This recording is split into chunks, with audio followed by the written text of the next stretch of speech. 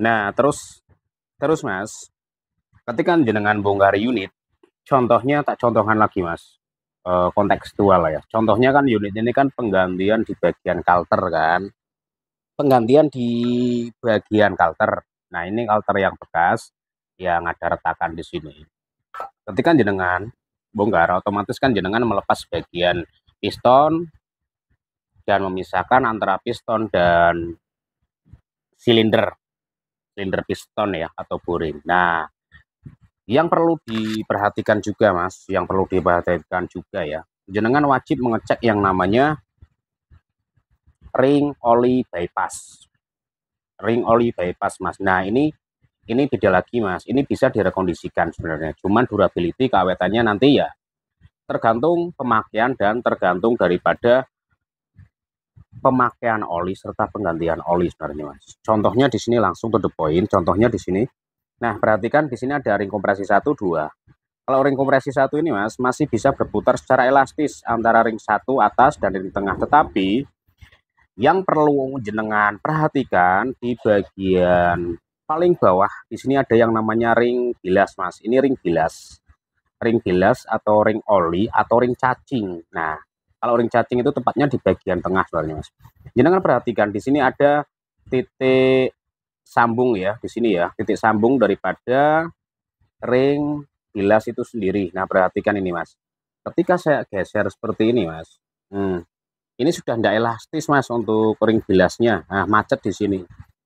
Macet di sini itu kalau jenengan tidak perhatikan, jenengan tidak bersihkan. Sebenarnya kalau ini dibersihkan Mas, otomatis nanti untuk diameter kerapatannya Mas pasti berkurang karena ini masih menonjol ke atas ini ada kotoran. Ada kotoran yang menumpuk di bagian dalam. Tetapi untuk ring cacingnya atau ring bilasnya yang tengah ini Mas, ini banyak mengalami penumpukan residu. Kalau jenengan tidak bersihkan, itu riskan Mas. Jadi nanti bisa menyebabkan yang namanya konsumen kecewa atau lain sebagainya. Intinya apa? Bahwa di belakang ini Mas, nah di belakang ini ada 3 lubang. Kalau diperhatikan secara seksama ya, diperhatikan, nah 3 lubang ini Mas, itu sudah mengalami mampet. Ketika lubang 3 ini mampet di bagian sisi kiri dan ada juga di bagian sisi kanan. Nah, ini kanan kiri mampet Mas, otomatis oli tidak bisa transfer di sini. Nah, makanya ini terjadi goresan atau baretan di bagian punggung piston. Nah, tugas jenengan untuk membersihkan atau membuka ya. Ini saya buka untuk ringnya. Nah, ini namanya ring bypass atau ring bilas. Ini saya buka. Nah, jenengan perhatikan.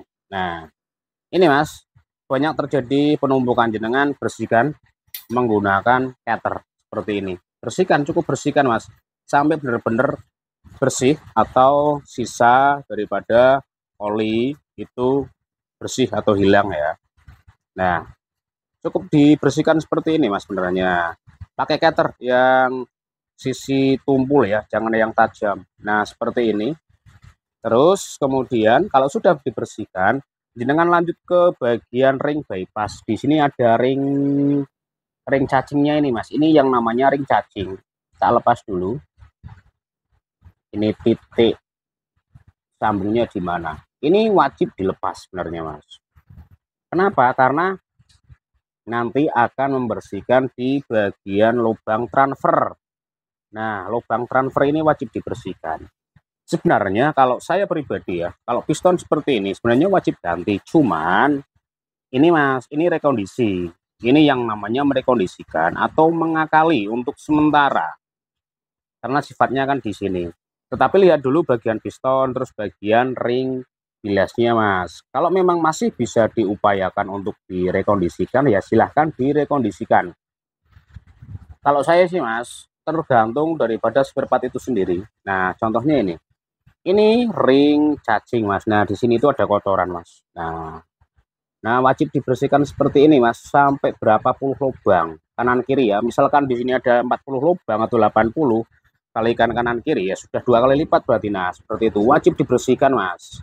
wajib dibersihkan seperti ini sampai menyeluruh. Kemudian lanjut, di sini ada lubang transfer. Nah, ada lubang transfer.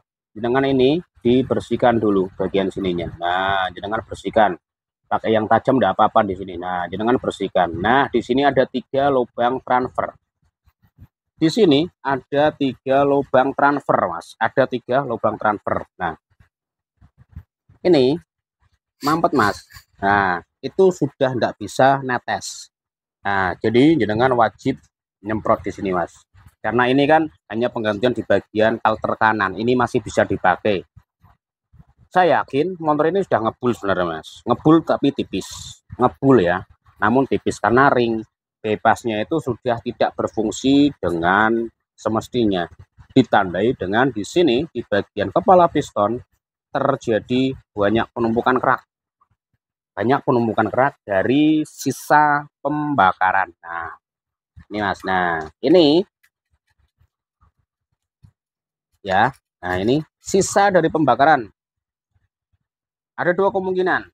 Pastinya yang pertama ring bilas, yang kedua seal klep. Itu ketika di sini ada penumpukan residu atau oli sisa dari pembakaran yang tidak terbakar secara sempurna karena sifatnya bukan bahan yang mudah terbakar ya.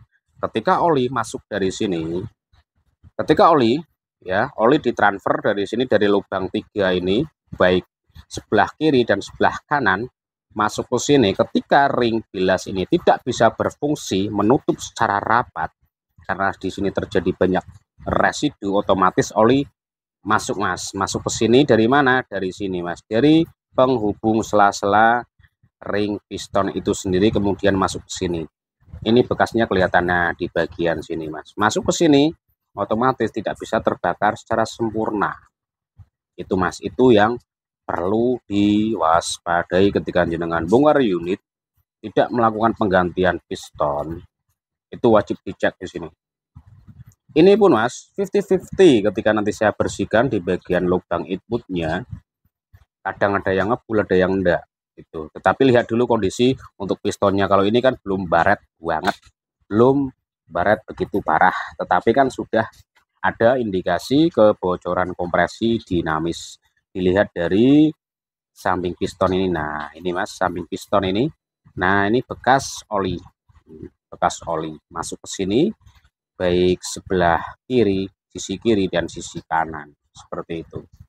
Semoga video saya ini bermanfaat buat jenengan, tidak bermaksud untuk menggurui, hanya memberikan sebuah informasi, edukasi, mudah-mudahan bermanfaat buat jenengan yang melihat, baik jenengan pelaku penyedia jasa atau jenengan sebagai pemakai atau konsumen biasa. Intinya semoga bermanfaat.